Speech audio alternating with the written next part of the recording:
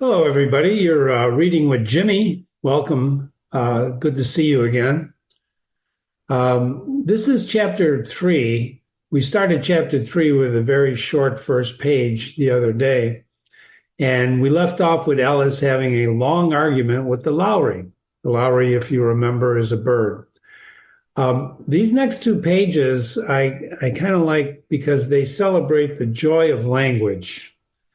As we go on in society and we shorten words and we text or we don't really talk to each other anymore. Part of the wonderful nature of reading is that you can celebrate the joy of language. So as she's arguing now, and don't forget, she's actually beginning many of her adventures. So they just got out of the pool of tears. They're coming on shore and they're deciding how they get how to get dry. And she's arguing with the Lowry, and who would only say, "I'm older than you and must know better." Now, ladies and gentlemen, how many times have you heard that growing up? Or if you're not grown up yet and just listening to this, you've heard, "I'm older than you and must know better." Is that true? Well, it seems to be true, but I don't know if it's always true because there's a lot more people that are older and actually younger. There's a saying, from the mouth of babes comes wisdom, whatever. Anyway, she's arguing with the Lowry, and Lowry positively refused to tell his age. In any case, the mouse, who seemed to be the person of some authority. So remember, they followed the mouse out, and he's going to tell his story. And he decides to say, "Sit down, all of you, and listen to me. I will soon make you dry enough." There's a bold promise, right? He's going to make everybody dry enough. So they sat down in a large ring. The mouse is in the middle, and Alice kept her eyes anxiously fixed. Anxiously is a good word. For she felt sure that she would catch a cold if she did not get dry very soon. There's that experience coming in again. Remember, as we look at Alice's adventures, a lot of times she's judging by her experience, and one of her experiences is clearly described in this sentence here. She felt like she would catch a cold if she did not get dry soon enough. Either she learned that, it happened to her, or whatever, but she got to get dry. Now, birds sometimes don't have to get dry, do they? If you know anything about ducks, they're in the water a lot, and they don't necessarily have to get dry because their feathers actually shed the water. In any case, the mouse starts, and he goes, ahem, A-H-E-M. If you look that word up, that means you're clearing your ahem, like that. So the next time you're going to say something important, clear your throat. So the mouse says, Are you ready? This is the driest thing I know. That's an interesting concept, dry, isn't it? So silence, if you please. Maybe they were murmuring, how their little chatter. And the mouse starts out, William the Conqueror. You remember William the Conqueror in the prior chapter? We saw Alice thinking about William the Conqueror, and here's the mouse now starting out with the words William the Conqueror. So we're going to keep that in mind. I told you to keep that in mind last chapter, and this is why I told you to keep in mind, because it comes up again. William the Conqueror, so the mouse is talking, whose cause was favored by the Pope, was soon submitted to by the English, who wanted leaders, and had been of late much accustomed to usurpation, and conquest. Edwin and Morcar, the earls of Mercia and Northumbris, and then suddenly that little line, you see that dash here? That little line means he was stopped. So he stopped in his tracks right there. I'm going to highlight that. That little line means his speech was stopped by the Lowry, who said, ugh, ugh, with a shiver. Ugh! Why is he saying ugh? Because of what the mouse is saying. Now, to usurp means to take a position of power illegally or by force. Do you remember what I told you about William the Conqueror last time?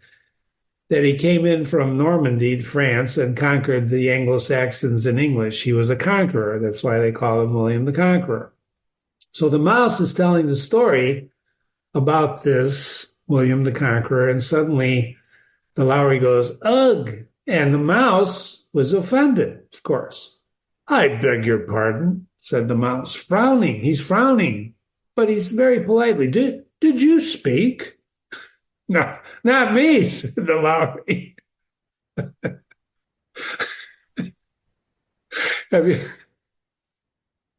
you ever said something and then somebody says, who said that? You go, I don't know who said that. I thought you did, said the mouse, but I proceed. And so he continues his speech. Edwin and Mokar, I'm not going to read all this, but I encourage you to look up these names. I gave them to you on the bottom of this page for your notes because they're all related to what he's talking about. Now you're going to say, well, Jimmy, why do I even have to know what he's talking about? Well, the joy of language. It enriches what he's talking about and what you're about to experience. Because remember, the mouse's promise is that he's going to make them dry enough. So he starts reciting this thing about William the Conqueror, right? And he continues doing it. And so he says in that last part, he found it advisable. Stuygan, the patriotic Archbishop of Canterbury, found it advisable. I want you to pay attention to this next discussion because it's about pronouns. The pronoun is the word it. See the word it that I circled here?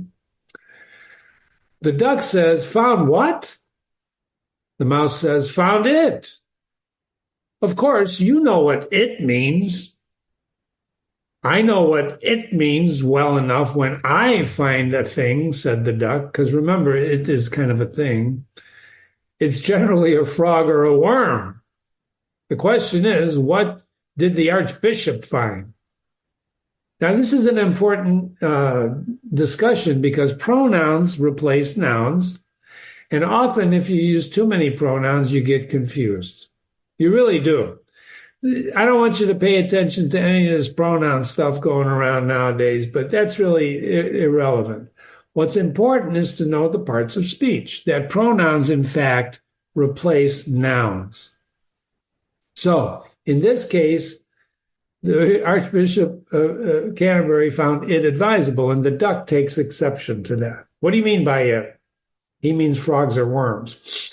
So what does the mouse say? The mouse did not notice this question, but hurriedly went on. Now we're on the next page. So the mouse didn't notice this question, or did he ignore the question? That's the question.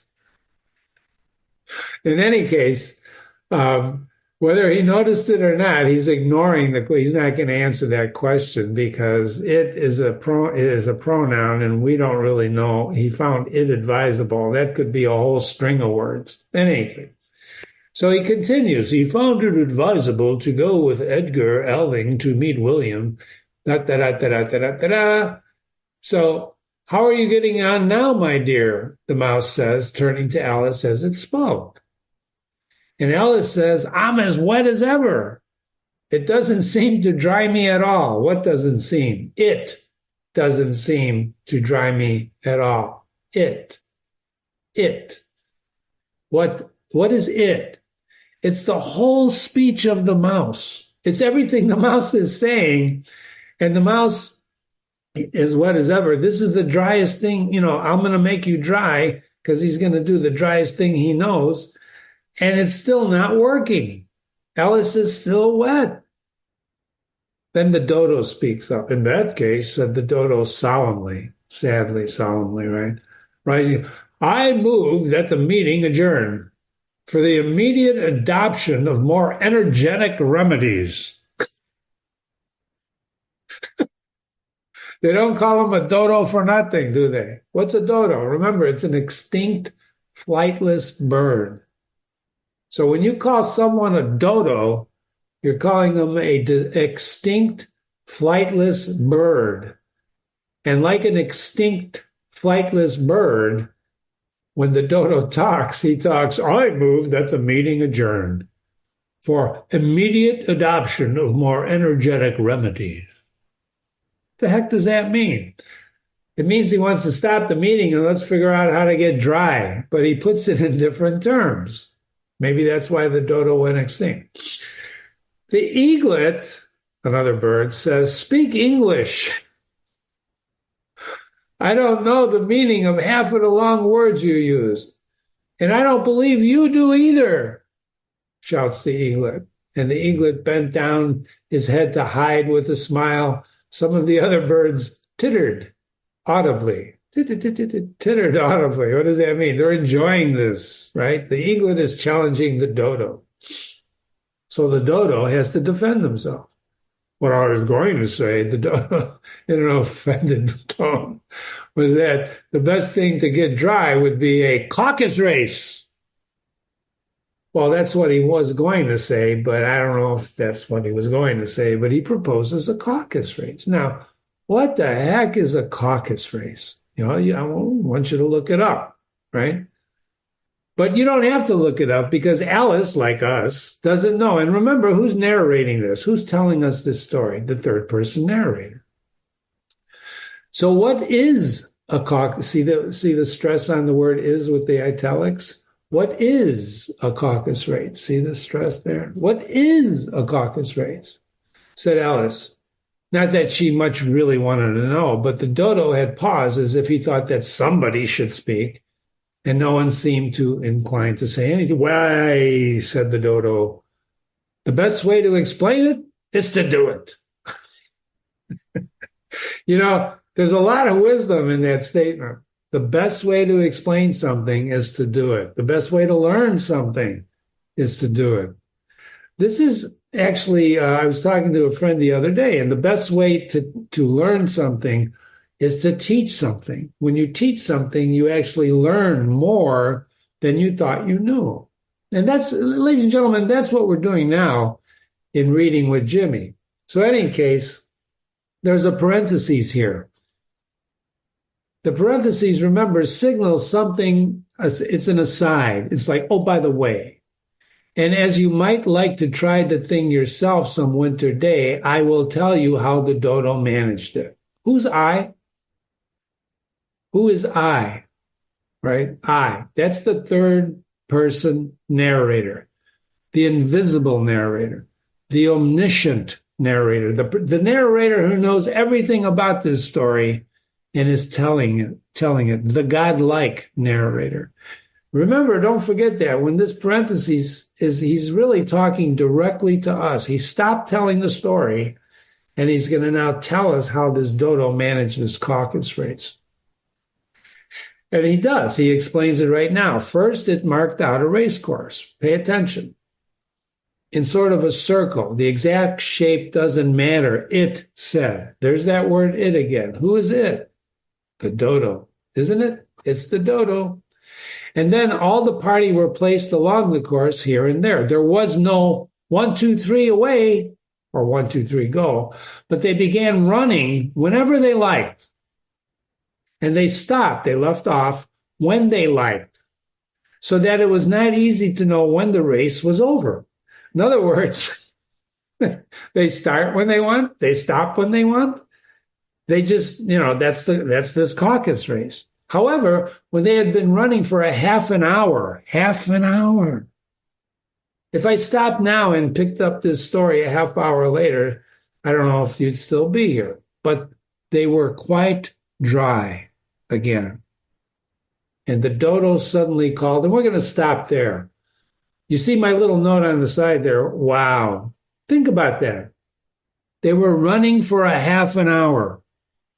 If you run for a half an hour, I assure you, and you're all wet, you will dry off, but you'll be wet with perspiration. Not necessarily if you can run and stop whenever you want. What kind of race is that? Have you ever heard of a race like that where you start when you want, stop when you want? It's an interesting concept, a caucus race. Sounds like government to me. I don't know. I'm just kidding. Thank you for reading. This is Jimmy. We're reading Alice's Adventures in Wonderland, Chapter 3, learning about the joy of language. I had a lot of fun reading this, and I hope you did too. Remember, my email is jimmy@readingwithjimmy.com, jimmy@readingwithjimmy.com. Love to hear from you. Thank you, and have a great day.